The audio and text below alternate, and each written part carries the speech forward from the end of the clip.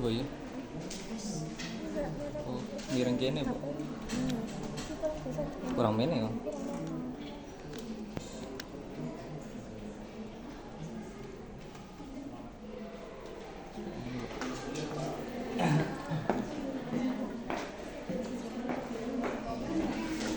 Assalamualaikum warahmatullahi wabarakatuh. Waalaikumsalam warahmatullahi wabarakatuh.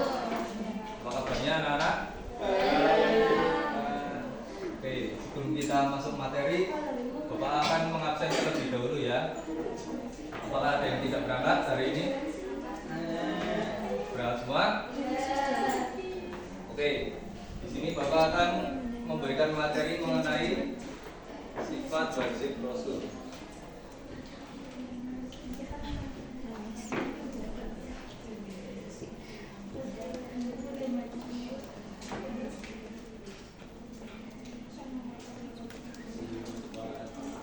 Ada yang masih ingat sifat wajib Rasul? Lupa? Ada berapa sifatnya? 4, benar. Yang pertama apa? Sidik. Tiga.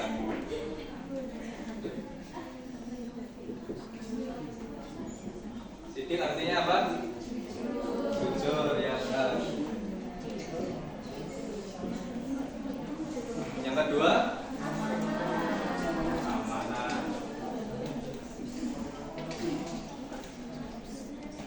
Artinya apa? Dapat dipercaya.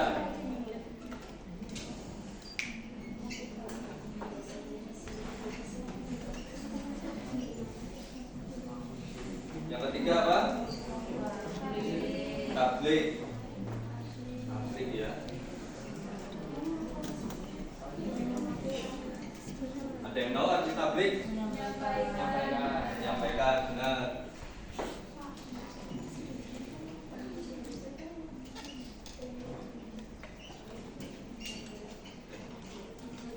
Yang terakhir apa? Latona.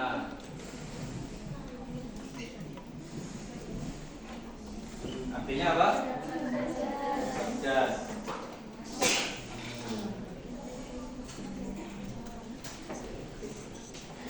Ya, ini ada 4 sifat wajib Rasul ya. Sekarang Bapak akan membagi kalian menjadi berkelompok. Ini kelompok 1, 2, 3, Pak sendiri 4, 5, dan 6. Sendiri nggak apa-apa ya Pak ya. Oke.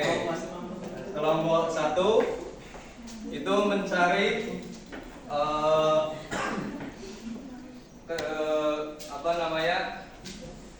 kejadian atau peristiwa yang menunjukkan kejujuran itu apa.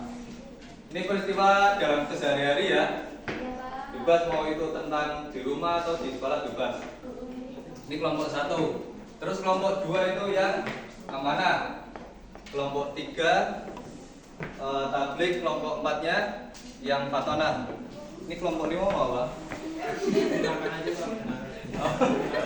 Kelompok 5 yang sidik ya.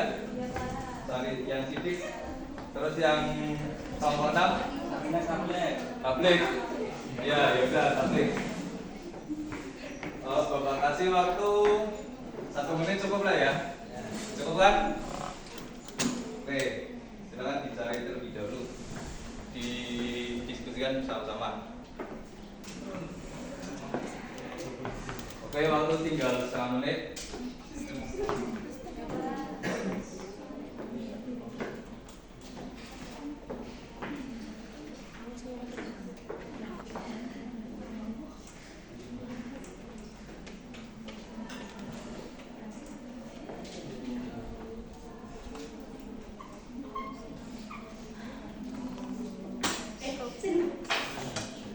Oke, waktu tinggal 10 detik.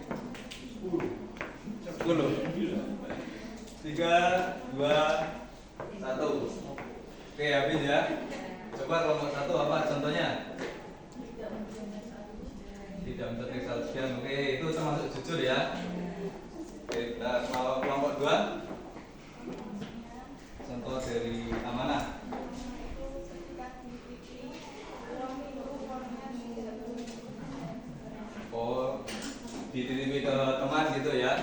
Ya, benar. Terus kelompok 3?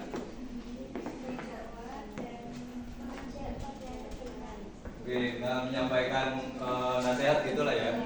Kelompok 4? Belajar dan giat. Ya, termasuk cerdas. Kelompok 5 tadi apa? Sidik. Apa? Oh ya, bisa. Terakhir kelompok 6. Menyampaikan apa? Wahyu. Oh ya, menyampaikan ya nasihat ya. Ya ya.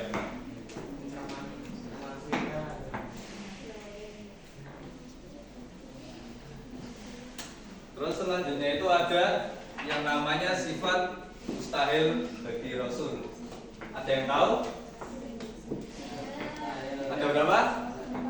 Ada 4. Yang pertama apa? Yang pertama itu kibrit.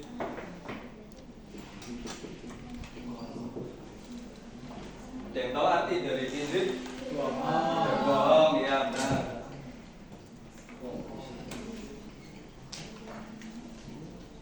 Berbohong. Terus yang kedua itu ada khianat, ya. Artinya apa? Ya tidak dapat dipercaya gitu lah ya. Tidak amanah.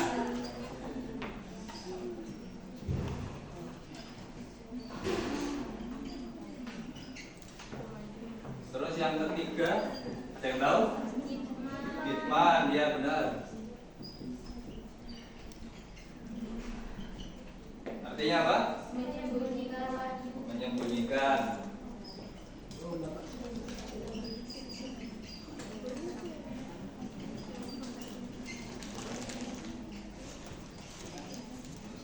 Kitman itu berarti tadi dari lawan kata tabligh ya. Kalau tabligh kan menyampaikan, nah kalau kitman ini menyembunyikan. Yang keempat terakhir apa?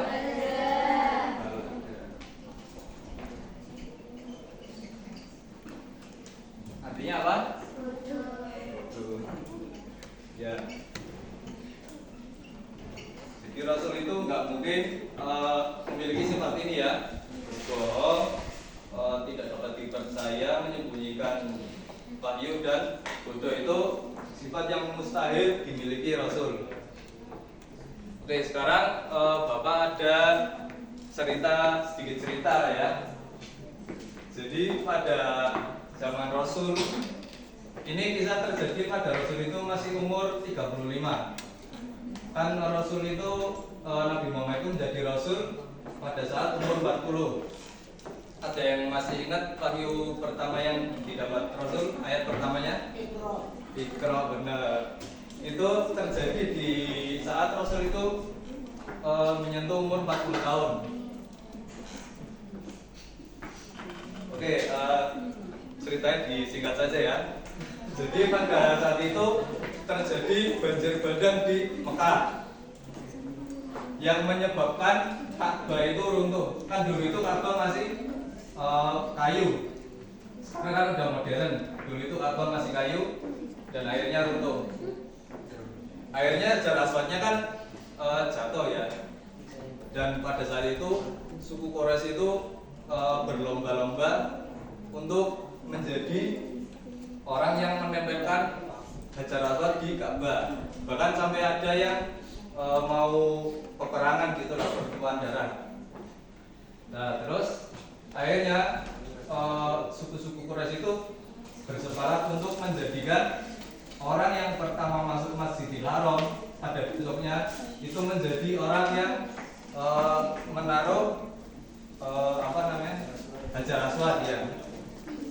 Akhirnya yang datang pada saat besok pagi, besok subuh di Masjidil Haram, ada yang tahu siapa? Nabi Muhammad. Padahal Nabi pada saat itu belum tahu ada konflik yang namanya peletakan Hajar Aswad itu. Nah akhirnya Nabi Muhammad ini dengan kecerdasan dan kebijaksanaannya itu menaruh Hajar Aswadnya pada sorban, dan sorban itu lantas diangkat oleh seluruh pimpinan suku pada saat itu. Kan itu pimpinannya ada 6 ya. Jadi 6 namanya itu mengangkat sorban Rasul yang isinya Hajar Aswad. pada saat itulah ajaran Rasul diangkat, dimasukkan di tempatnya oleh Rasul. Jadi Rasul itu tidak menempatkan sendiri ajaran asal itu, tapi dia memilih untuk ajaran asal itu ditaruh bersama-sama dalam suku Quraisy itu. Dia bahkan rela tidak memakai kesempatan dalam kesempitan itulah ya untuk mengangkat namanya.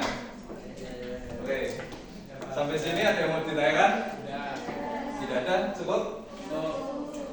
Oke, semoga materi hari ini yang Bapak sampaikan dapat berguna. Terus untuk besok Bapak ada tugas, masing-masing dari kalian harus membuat seperti tadi ya, keseharian dalam sifat wajib Rasul yang tadi wajib, bukan yang ini ya. Buatlah satu saja contoh dan dipresentasikan di depan. Paham? Oke, mari kita tutup bersama-sama dengan baca Alhamdulillah.